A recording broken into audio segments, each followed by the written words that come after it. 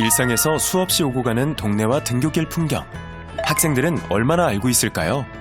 집 오는 길에 편의점 있어요.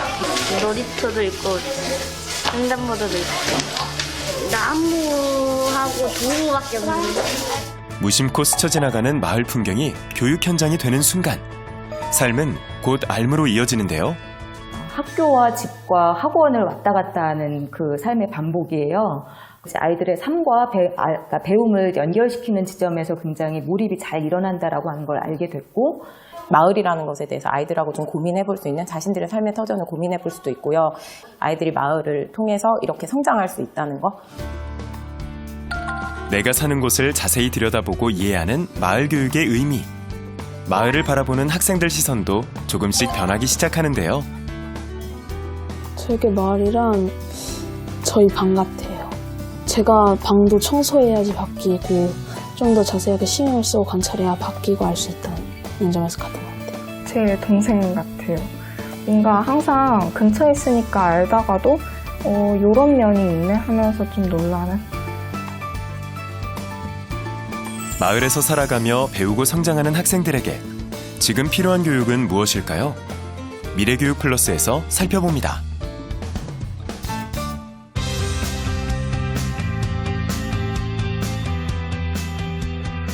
안녕하십니까. EBS 미래교육 플러스 신종호입니다.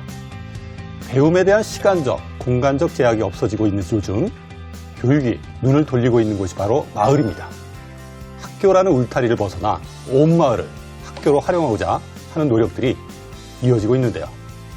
작년부터 학교 수업에서 활용하고 있는 마을 교과서를 비롯해 마을 학교란 무엇인지 함께 논의해보는 시간을 가져보겠습니다. 오늘 함께 자리해 주신 분들을 소개해드립니다. 우리가 마을을 소중히 여긴다는 것은 마을 자치나 학교 자치를 소중히 여기는 것과 똑같습니다. 마을에 대해서 잘 이해하게 되면 굉장히 이제 탄탄하게 그런 이제 인식의 범위들이 확장이 될 수 있는 것 같습니다. 지역과 협력할 수 있는 토대를 좀 만들어야 되는 노력들이 필요한 거고요.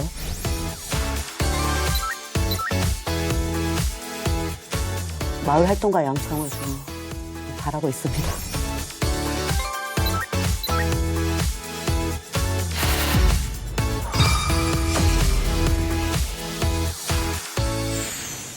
이번 주 주제가 마을학교, 마을교육 공동체인데 이 개념을 듣다 보니까 마을이라는 생각이 좀 나더라고요. 제가 학교 다닐 때 제 마을은 어떤 모습이었나 생각을 해봤더니 이 논이 쭉 있었고. 그 논이 떠오르세요? 그럼요. 그거 70년대. 70년대니까 논이 주변에 있었고, 이 논두렁을 따라서 막 뛰어가지고 학교를 다녔던 그런 생각들이 지금 막 나요. 저는 그냥 개천 같은 거 좀 떠오르고, 예. 초등학교 때 진짜 가방을 메고 꽤 먼 거리를 학교를 이렇게 오고 갔던 그런 기억도 나는데, 진짜 그 마을이 눈에 아주 선명하게 남아있어요. 예, 매일 오고 갔기 때문에 아주 기억이 많이 남습니다. 또 제가 초등학교 다녔던 지역에 육군사관학교가 있었어요. 육사가? 예, 그래서 제가 동네에 이렇게 다니면서 어디서 사니? 그러면 저 육사 근처에 살아요. 그렇게 얘기를 한번 했거든요. 근데 요새 아이들한테 그렇게 물어보면 우리 아파트 어딘데요? 맞아요. 몇 동 몇 호인데 이 얘기밖에 못할 것 같아요. 그다음에 어른들도 자기가 사는 지역에 뭐가 있는지 물어보면 대답 못하실 분들 많지 않을까 생각이 드는데, 그래서 좀 마을을 좀 안다라고 하는 것도 또 어떤 의미인지 좀 궁금하기도 한데, 어쩌면 아이들이 자신이 사는 동네를 좀 이렇게 알아야 되는 이유. 근데 알긴 알아야 되나요? 아이들은 저 마을을 통해서 세상을 경험을 하는 것 같아요. 그런 의미에서 마을은 굉장히 중요한 것이죠. 마을을 안다는 게 단순히 지명을 알고 역사를 알고 뭐 이런 차원은 아닌 것 같고요. 소위 말하는 생태라고 하는, 그러니까 살아가는 모습에 대한 그런 현장성, 실천성을 이렇게 학습을 한다라는 것이 아마 맞는 것 같아요. 두 가지 측면이 있을 것 같은데요. 그동안 이제 교육이 삶과 너무 이렇게 분리되어 왔던 것. 그래서 배우는 것이 인생하고는 아무 상관이 없는 이러한 부조합을 사실은 이제 극복하기 위한 부분인 것 같고, 또 하나는 마을을 안다는 거는 결국 자신을 찾아가는 거라고 생각을 합니다. 그래서 자신의 인생을 설계하고 미래를 고민하고 개척해 나가는 이러한 기회를 제공하는 것, 이게 마을을 알면서 이렇게 자연스럽게 이루어지는 것이 마을교육이라고 생각합니다. 네. 우리가 예를 들면 내가 어떤 동네에 살고 있는데, 저도 어릴 때 보면 지리 시간이나 이럴 때 보면 맨날 우리나라 전도 이렇게 되게 큰 지역, 맞아요. 세계 이런 거 배우잖아요. 근데 실제로 이제 아이들이 인식이 커가는 범위를 보면 초등학교 때는 자기 가까운 곳에 동네, 그리고 조금 더 고학년이 되면은 조금 더 넓은 범위, 그 다음에 국가, 세계 이렇게 나가거든요. 그래서 거기에서부터 시작이 되기 때문에 자기가 거주하는 곳에 대해서, 그 마을에 대해서 잘 이해하게 되면 굉장히 이제 탄탄하게 그런 이제 인식의 범위들이 확장이 될 수 있는 것 같습니다. 사실 기존에 저희가 학교 다닐 때는 저 때는, 나 때는 뭐 이런 얘기하면 안 된다고 하는데 이 사회교과에서 마을에 대해서 배우지는 않았던 것 같아요. 우리나라만 배웠던 우리나라에 대해서 것 같아요. 배우고 또 세계에 대해서 배우고 이랬지. 맞아요, 맞아요. 내가 살고 있는 동네 마을 전혀 다루지 못했던 것 같은데, 장 박사님, 요새 사회교과에서 마을에 대해서 다룬다면서요? 어떻게 네네. 다루고 있나요? 요새는. 그러니까 저희가 지역에 대해서 혹은 마을에 대해서 다루는 유일한 그 단계는 초등학교 3학년 단계입니다. 아, 그래요? 예. 근데 거기서 이제 주로 사회과에서 그 지역, 특히 시군구 250개 시군구 수준에서의 그 지역 사회를 다루고 있는데, 그러다 보니까 이제 교육부에서 한 종의 교과서로 전국에 있는 시군구를 이렇게 가르치게 되다 보니까 결국은 그 정말 학생들에게 유일하게 지금 배울 수 있는 그 교육과정의 그 지역사회인데, 마을인데, 정작 그 마을에 대해서 잘 배우지 못하는, 그러니까 왜냐하면 한종으로 하다 보니까 250개가 넘는 시군구를 나타낼 방법이 없거든요. 그렇죠. 그래서 좀 그런 어려움, 그래서 애정이라든지 어떤 탐색의 과정이 좀 없지 않을까 이렇게 좀 생각하고 있습니다. 김양수 선생님, 초등학교 계시죠, 지금? 네네. 지금 그러면 마을에 대해서 가르치고 계시겠네요? 네네. 어떤 내용이에요? 주로 다루는 게? 지금 장 박사님은 이제 고작에 예, 예. 대해서 얘기를 하신 거고요. 저희 국정교과서를 보면 2학년에 이 동네 한 바퀴라는 단원이 있어요. 그래서 아이들이 직접 마을 탐험을 하면서 그 마을의 모습을 관찰하고, 그리고 마을 사람들을 만나면서 인터뷰를 해요. 인터뷰를 하면서 일하는 사람들에 대해서 공부를 하게 되거든요. 그래서 이렇게 마을 활동을 하고 3학년에 가서 이제 마을에서 고장으로 확대를 하는 거예요. 그래서 3학년 내용을 보면 고장의 실제 모습을 영상 지도를 보면서 공부를 하고, 고장의 역사, 지명, 뭐 이야기를 이제 공부하게 됩니다. 근데 이제 이런 마을 교과서 내용이 사실 국정교과서에도 이렇게 체계적으로 잘 구성이 되어 있어요. 체험활동 위주로 잘 내용이 구성되어 있는데, 이게 사실 교사가 한 명이 이 아이들 전체를 데리고 이 개별적인 마을 활동을 하기가 참 어려워요. 그래서 실제 그 학교 현장에서는 이 이론으로, 영상으로 이렇게 마을 수업을 하는 경우가 많고요. 좀 더 이제 나아가서는 가제로 부모님들과 함께 이렇게 마을 활동을 해라, 가제로 내주는 경우가 많이 있습니다.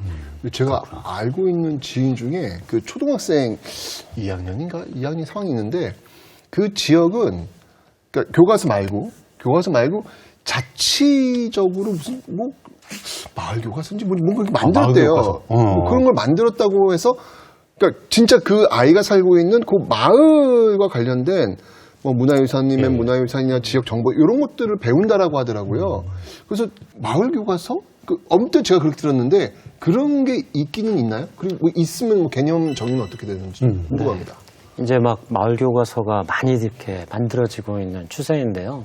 기존의 교과서는 소위 말하는 지식을 담으려는 노력들의 결과물이었죠. 그래서 많은 지식들을 담아왔는데, 이런 교과서를 바탕으로 해서 그동안 이제 학교에서 했던 그 학습 공부가 문제는 너무 삶하고 연결이 안 된다는 겁니다. 그래서 배우는 것이 내 인생을 어떻게 풍요롭게 하는지를 모르는 채 계속 공부를 해야 된다면 이건 고통스러운 것이죠. 근데 마을 교과서는 이러한 것들을 조금 더 극복하기 위한, 그래서 삶과 배움을 일치시키고 이걸 위해서 지역의 교육적 자원이든 정보든 이런 것들을 담으려고 노력하는 것이고, 또 지역사회의 어떤 관계성에 기초해서 살아있는 배움을 실천하기 위한 일종의 도구라고 이해를 하시면 될 것 같습니다. 아까 장학생님 무슨 책을 갖고 오셨잖아요. 네. 그거 보면서 마을 교과서 개념을 좀 다시 한번 정리해 주시면 어떨까요? 네. 요 책인가요? 예, 뭐 성북 마을 보물찾기 뭐 이런 거고, 뭐 다도다 은평 이건 중학교 고등학교 학생들이 보는 그래, 제가 또 은평구가 또 제 삶의 또 이 반을 차지하는 곳 아닙니까? 예. 이런 게 나왔어요? 예. 우와! 되게 신기하다. 소름. 왜 이런 걸 우리 때 안 한 거야? 우리 동네 이름이 다 나와 있네. 다 나와요? 교과서에. 너무 좋네. 여기.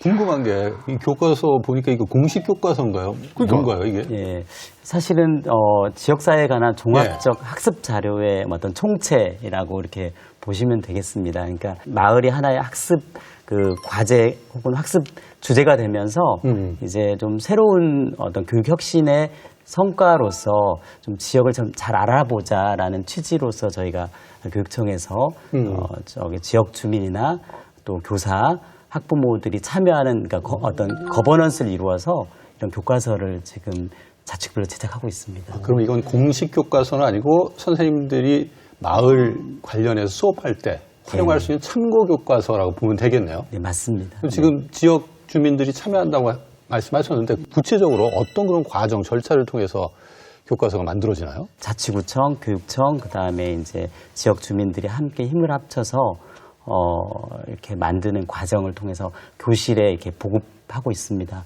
또 하나의 방법으로는 저희가 마을이라고 했을 때 그 주로 학생들의 동선이 머무는 곳을 마을이라고 하거든요. 그랬을 때 국어교과와 음악교과, 역사교과 선생님들이 힘을 합쳐서 어떤 마을을 토픽을 정해서 수업을 하고 아이들이 그 우리 지역의 어떤 변화를 위해서 참여도 하면서 그런 이제 학습 결과물로서 교과서를 학구 수준에서의 마을 교과서를 만들기도 합니다. 그러니까 선생님도 참여하고 지역 주민들도 참여하고 학생들도 참여하고 다 같이 만드는 교과서예요, 그러니까. 예, 그렇습니다. 그렇구나. 용고님 이런 교과서는 왜 또 필요하다고 생각하세요? 저도 지금 저 교과서 보면서 저도 저런 게 있었으면 제가 살았던 곳에 대해서 잘 이해했겠다 싶은데 저런 교과서를 통해서 제가 만약에 배웠다면 제가 사는 곳하고 저하고 연결고리가 생길 것 같아요. 그래서 내가 이 지역에 나도 구성원이구나. 아무리 어려도 이 아이들이 나도 여기에 구성원이야 이런 생각들을 하게 되고요. 그러면서 내가 사는 곳하고 나와의 그런 연결고리가 생기고 그러면서 그게 또 민주시민교육으로 또 연결될 수 있는 또 그 지점도 될 수 있는 것 같습니다. 여기 교과서에 되게 재밌어요. 나의 행동 반경을 지도에 옮겨놨는데 표시해놨어요. 응암 문구점 뭐라고 썼냐면 나의 문구 쇼핑 중독 장소. 혹시 옛날에 갔던 문구점 아니에요? 그러니까 너무 이게 확 와닿네. 빨간 떡볶이집. 베프 다이와 가장 추억이 많은 장소. 연신내 쪽이야, 연신내 쪽. 근데 궁금한 게 약간 비판적으로 좀 생각을 해보면 이 마을 교과서에 담기는 내용. 아까 이제 문구점 등의 얘기를 했는데 저는 그렇게 나쁘지 않다고 생각하는데 아니 그걸 배워서 뭐해? 즉 내용을 선정하고 이런 과정에서 의견 수렴이 필요할 것 같고 이러이러한 절차에 걸쳐서 이런 마을 컨텐츠들이 교과서에 담겼습니다. 이런 설득이 좀 필요할 것 같거든요. 어떤 과정을 통해서 이런 내용 선정이나 이런 것도 이루어지나요? 저희는 그걸 이제 거버넌스라고 생각합니다. 이제 기존 교과서를 만드는 문법을 보면 주로 이제 교사들이 혹은 교수님들이 교과서를 만들고 있잖아요. 그런데 이제 우리가 디지털 혁명으로 대변되는 다양한 어떤 아이들의 창의적인 어떤 지향들이 필요한 그 시점에서 보면 결국은 아이들이 이제 내가 볼 수 있는 것들을 봐야 되고 그러니까 지역의 어떤 특색을 담아내야 된다고 생각하거든요. 그래서 그 지역의 특색 속에서 이제 우리가 교과서의 추상성을 극복할 수 있기 때문에 결국은 우리 지역에 무엇을 가지고 있는가를 선정하고 그 속에서 이제 마을 기관이라든지 구청 또 전문가들이 참여하면서 교사와 협업을 이루는 과정을 통해서 그 내용들이 결정이 됩니다. 그래서 우리 마을의 자랑거리 또 역사, 또 앞으로의 산업. 그러니까 예를 들어 금융산업이 발달한 곳에서는 금융에 대해서 좀 더 다루게 되는 겁니다. 예를 들어 중고등학교용 교과서도 보면 그 서초구 같은 데는 되게 문화예술적인 부분에 상당히 많은 내용을 담았어요. 그런데 은평구나 서대문구 같은 경우, 은평구 같은 경우는 생태적인 부분을 많이 담았어요. 서대문구 같은 경우는 역사적인 맥락에서 종로구나 이렇게 많이 다뤘거든요. 그런 주제를 가지고 지역 주민이나 산업단체, 기관, 또 저희 같은 관청 이런 부분들이 힘을 합쳐서 만드는 과정을 가지고 있습니다. 예. 아, 여기 이거 보니까 예. 은평구에 위치한 양천리는 부산과 의주의 중간으로 양쪽으로 천리가 떨어져 있다 해서 양천리다. 양천리라고 한다. 이런 거 좋다 진짜.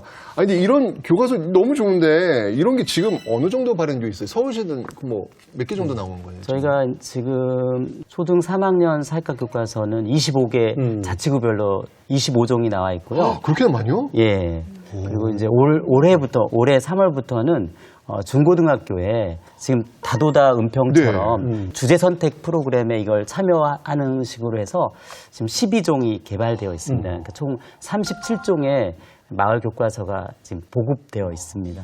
그러니까 여기 이렇게 보면은 뭐 마을이 갖고 있는 뭐 사회 문화적인 자원, 뭐 혹은 뭐 환경적인 자원, 뭐 이런 것들이 굉장히 잘 정리돼 있어요. 지금 보니까 여기에.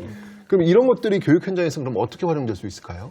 이게 아이러니인 게 저희가 되게 감동을 받는 주체들 중에 하나가 교사입니다. 선생님들. 그래서 저희가 이제 선생님들의 특성이 학구에서 좀 살지 않은 한 95% 제가 조사해 보니까 95% 이상의 교사들은 좀 멀리서 사세요. 불편하시기도 하고 또 서울의 특수성도 있고 그런데 잘 모르시는 거예요. 우리 지역에 대해서. 그런데 이 마을 교과서를 가르치면서 본인들도 배우면서 우리 지역 학생들을 더 많이 이해하고 사랑하게 되는 이런 과정이 있으십니다. 그걸 통해서 이제 아이들도 어떻게 보면 자치구 중심으로 생각을 많이 하잖아요. 그 속에서 우리 자치구가 가지고 있는 비전이라든지 현황에 대해서 많이 알고 또 이걸 통해서 내가 우리 지역을 어떻게 또 발전시킬 것인가에 대해서도 그러니까 마을을 위한 시민을 좀 탄생하는 그 계기가 되기도 하고 그래서 저는 참 의미가 있다 이렇게 보고 있습니다. 네, 영모님 이런 자료를 어떻게 활용해야 될까요?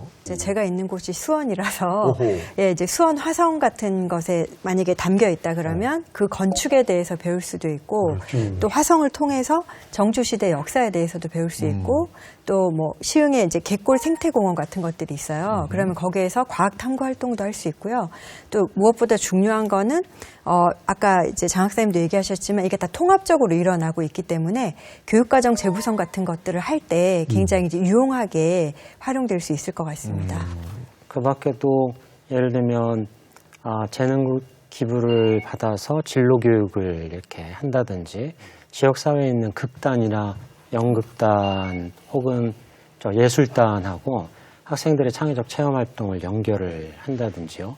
혹은 지역의 사회적 경제랑 함께하면서 교육과정을 재구성하는 이런 다양한 노력들이 이렇게 이루어지고 있습니다. 그런 사례들이 이제 많이 나타나고 있는 것이죠. 다만 이런 과정 속에서 제가 하나 이렇게 말씀드리고 싶은 거는 지역사회의 이런 다양한 자원들, 특색들을 활용하는 것도 좋은데 지역을 아이들 교육을 위한 단순한 자원으로 판단하는 건 조금 무리가 있을 거라는 생각이 들어요. 다시 말씀드리면은 지역사회가 교육을 위한 자원이면 언젠가는 소비될 수밖에 없는 거고 또 고갈되고 휘발될 수밖에 없는 거거든요. 그래서 이 교과서에서 또 담아야 될 부분은 지역사회가 교육적 자원임과 동시에 사실은 지역사회가 교육을 위한 파트너라는 이런 파트너십을 형성하기 위한 이런 노력들, 내용들, 실천들이 교과서에 또 실려야 될 것 같습니다. 지금 말씀하신 거 관련해서 구체적으로 학교에서 마을 교과서가 어떻게 운영되고 있는지 궁금증이 좀 생기는데 김양수 선생님, 은빛초등학교, 은평구에 있는 학교죠? 그 은평구 마을 교과서 어떤 내용이 실렸는지 구체적으로 좀 소개를 해주세요. 네. 저희 이 대상이 3학년인 만큼 아이들이 이제 자기 주도적으로 활동하는 다양한 활동으로 그 은평구를 알아가고 그리고 은평구에 대한 애정을 키우는 그런 내용으로 저희가 만들어 봤거든요. 예. 그런데 이게 너무 많은 창의적인 내용이 있어요. 근데 그 중에서 딱 이제 몇 가지만 소개해 드리면 제가 이제 책을 가지고 이제 말씀을 드릴게요. 예. 이제 첫 번째는 이제 은평 최고의 장소 콘테스트를 여는 거예요, 아이들이. 이게 앞에가 지리적인 거거든요. 그래서 은평구의 실제 모습을 공부하고 다양한 장소를 공부한 다음에 아이들이 이제 야, 내가 생각하는 최고의 장소가 뭔지 각자가 이제 고민해서 결정을 하는 거예요. 판단 기준도 이렇게 정해보고 각자 정한 다음에 또 이 조사하는 게 좀 중요하잖아요. 그래서 인터넷이나 책자를 이용해서 조사를 하고 그리고 각자가 발표 자료를 만들어요. 친구들 앞에서 발표하는. 그래서 여기 책자에 다 있고요.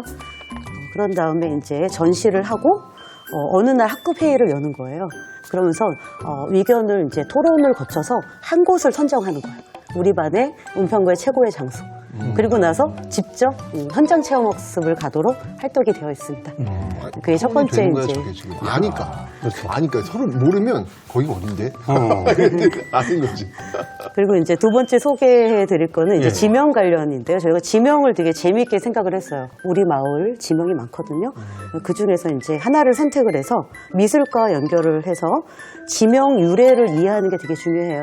그래서 지명 유래를 담은 지명 글씨 그림을 아이들이 여기에 나타내는 거예요. 그래서 미술과 연결해서 내면화하는 과정이죠. 지명에 대한 이해가. 그리고 또 활동은 새로운 지명 붙여보기인데 이거는 제가 되게 창의적으로 만든 건데 아이들이 이제 이 현실로 가져오는 거죠. 현실로 가져오면서 이 지명을 새롭게 우리 마을의 지명을 붙여보는 거예요. 그래서 은평 뉴타운의 새로운 지명을 아이들이 여기가 강아지를 키우는 분들이 너무 많아요. 이게 생활 모습이다. 우리 은평 뉴타운. 그래서 아이들이 강지 마을이라는 뭐야? 강아지 마을을 줄여서 강지. 귀엽네. 강지 마을. 강지 마을이라는 새로운 지명을 붙였습니다. 그래서 과거로 머무는 게 아니라 이렇게 현실로 다가오는 게 아이들한테 저희가 이제 좀 그걸 주목해서 만들었고요. 은평 뉴타운보다 훨 난데요? 강지마을? 뉴타운보다 낫다. 그러니까. 강지마을. 강지마을. 아, 좋다, 이거. 이 얘기를 듣다 보니까 뭐 어디 해외로 여행 갈 게 아니라 은평구 여행만 한 뭐 일주일, 한 달 기획해서 가도 괜찮을 것 같아요. 그러니까. 그렇죠? 강지마을 갈게요, 저. 그 은비초등학교에서 이 마을 교과서를 가지고 어떻게 활동하는지 저희가 취재를 했습니다. 화면을 보시면서 이야기를 더 나누시죠. 궁금하다. 예.